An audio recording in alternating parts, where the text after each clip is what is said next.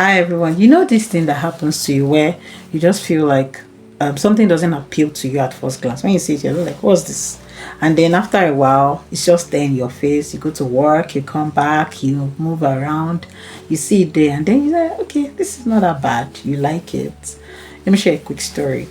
They did an AI design in church for a flyer, a program coming up, and at first I was like, I don't like this flyer. Why is everybody using AI? And then after a while, it's just there in my face, They gave it to me to share. I dodged it, I didn't collect it, but I realized that they now started pasting it, they actually did a banner. So that's the first thing you see when you come to church. So after seeing it, after a while, I suddenly just liked it. Mama, like, what changed? I said, I don't know. It's just there. I feel like it's not really bad. Before I knew it, I accepted it. I started sharing it and then liking it. So that's the same way. Someone shared a story, and he said that he's a man of God. He said that if you're in a dark room, at first you're like, I'm in a dark room, but after a while you get used to it. You start looking at, okay, where's the brush, where's the key, where's this? Before you know it, you get used to the darkness. And that's the same way you can get used to something if you indulge it. So this message is for those trusting God for a relationship. You know that, okay, this person is not the one. God has told me it's not the one. Our visions don't align, our purposes don't align. We're just here, and then you're still indulging it. You're talking to him, maybe because you don't have friends around, you don't have anyone, families are not there for you, and you just want to keep communicating. Please don't. The reason why I'm here this morning, the reason why I'm here today, whenever you're seeing this message, is to tell you to stop it now before it's too late, so you don't come out with bonds. Okay, let me share a quick story.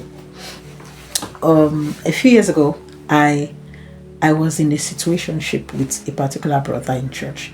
Okay, let me explain. I was at a point where we were laid off work. Although they called me back after 2 years, but a lot of things had happened that period. We were laid off work. Family were not coming forth. My friends were not available. I was just alone. So I was practically with God, everything, God, church, going to the mountain, going on retreat, doing all those things. I was even in a Bible school. At the last 3 days, we're on 3 days fast, all those kind of consecration and everything. And I'm believing that maybe the devil saw that, oh, this girl is like, you're too serious with God. Let me give you a distraction. So a brother came. He didn't just come, and I started with the gifts. And the gift was a general gift, maybe like a youth church. He was always calling in the morning, calling in the evening. I would wake up in the morning and I would see message, good morning, woman of purpose, woman of God. He would say something like, Mama, you don't know who you are. You are, he would say all of those things, and I was indulging it. Sometimes we would talk for a long time. Looking back now, I'm wondering, what were we even talking about? Okay, God said this, God said that, God said. Okay, so because of my consecration, God gave me a revelation. That revelation, I saw a blank sheet. And in that blank sheet, I knew God was saying no to him, no to indulging him, no to any relationship with him, no to everything. I knew. But because it was also still there, we're communicating, I told him, I had a revelation about you. And God showed me a blank sheet, blank page. And he said, oh, the blank page is for me to write his name boldly on it. He said it jokingly, but I knew that he was trying to convince me. As if that wasn't enough. That was enough red flag for me. But because we were still communicating, and I was still allowing him, I was still allowing the messages and everything, God showed me another revelation. And in that revelation, I was going to travel to the UK in September. Remember, it's a revelation. And I was supposed to go in September. And then he came, hugged me and said, Mama, don't go. And I said, do you want to marry me? In that revelation. And he said, oh, Mama, I'm engaged. That was what he said. I wrote this. Then I typed practically everything that happened in my life, and I uploaded it on my Google Drive. So that's how I'm able to remember all of this.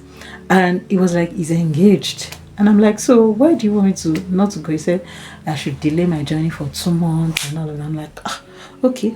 Well, in real life, 2 months turned to 2 years. Anyway, but in that revelation, when I came back from that revelation, I asked him, I was like, I called his name. I was like, this so brother, are you engaged? He said, yes, ma. Hey, by the way, he calls me mama, he calls me ma, he does all this thing. Oh, I said ma. You remember, I'm like, please then stop talking to me, stop. But then he will still call, he will still send messages, he will still at a point, but I just felt, okay, let me leave this location. Let me leave this location and go to another location. Maybe when I get there, he will stop calling. And then I blocked him. I went back to my grandma's house and then I blocked him. One day, I was just missing and I unblocked again.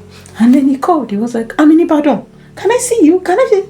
All the emotions I had bottled up that I had practically dead, they came back alive.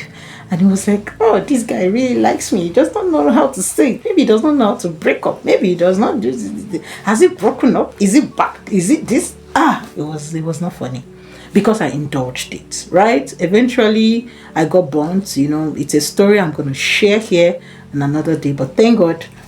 But a lot of things happened and it could have been savored. I mean, I could have been saved from it if I didn't indulge such a thing. So I'm telling you, is it a business partner? Is it a ministry partner? Is it something you want to do right now? God is saying that this is not the person. And because you feel like you need companionship, you're giving the person a chance in your life. Be careful. That could lead to something very detrimental. And the other part is, if there's someone God is telling you, this is the person, but you don't like the physical characteristics of the person. Maybe the person is not tall, dark, and handsome like you want. Give it time. After a while, God will begin to speak to you about that person, and then you eventually like the person. So it's a two-way thing. Whenever you notice that this is not God, chakba, like flee. But when you notice that this is God, take your time and ensure that you go through it with it. And this also happened to me too with my husband. I always liked someone that was fair, and when he came, it was dark, and a lot of things were not gelling. But after a while, I realized that, okay, this is what God was saying. And before you know it. So anyway, what I'm trying to say is, whatever you're doing now, check it, think about it. For God to say, I have to release this message to you, it means that there's someone that is watching this that needs to hear it. Be careful. See you next time. Bye-bye.